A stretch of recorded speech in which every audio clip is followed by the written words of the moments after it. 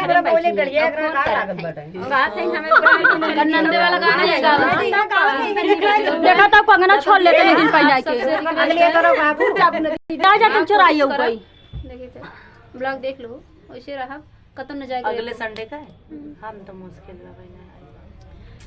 तो फ्रेंड गीत कैसा लगा कमेंट बॉक्स में बताइएगा। जानगंज होई तो चलिए कहां जाबू दीदी मतलब गीत सुनाने जा रहे हैं जब कैसे लागे सुन लिए तब बताया कैसे लगी लास्ट में चलो हां बेटा एक चली जाओ फटाफट एक चली सरकार कवनी देई हो तू त जुग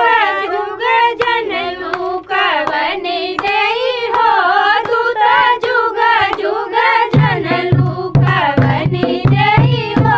तू त जुग जुग जनलू कवनी देई हो तू त जुग जुग जनलू अपने मांगे का टिका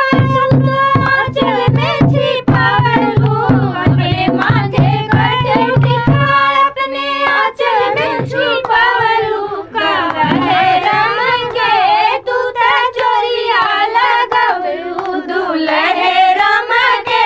तू त चोरिया लगावलू कवन देई हो तू त जुग जुग जनलू कवन देई हो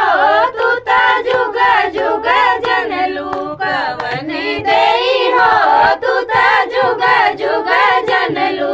अपने गले का हरवा अपने आंचल में छिपावलू अपने गले का हरवा अपने आंचल में छिपावलू कवनी देई हो तू त चोरिया लगावलू कवनी देई हो तू त चोरिया लगावलू कवनी देई हो तू त चोरिया लगावलू कवनी देई हो तू त चोरिया लगावलू अपने कमर का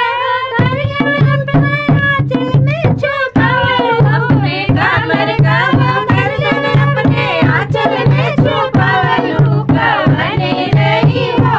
तू त चोरिया लगावलू कवनी देई हो तू त चोरिया लगावलू कवनी देई हो तू त चोरिया लगावलू दुल्हे राम के तू त चोरिया लगावलू कवनी देई हो तू त जुग जुग जनलू कवनी देई हो तू त जुग जुग जनलू कवनी देई हो तू त जुग जुग जनलू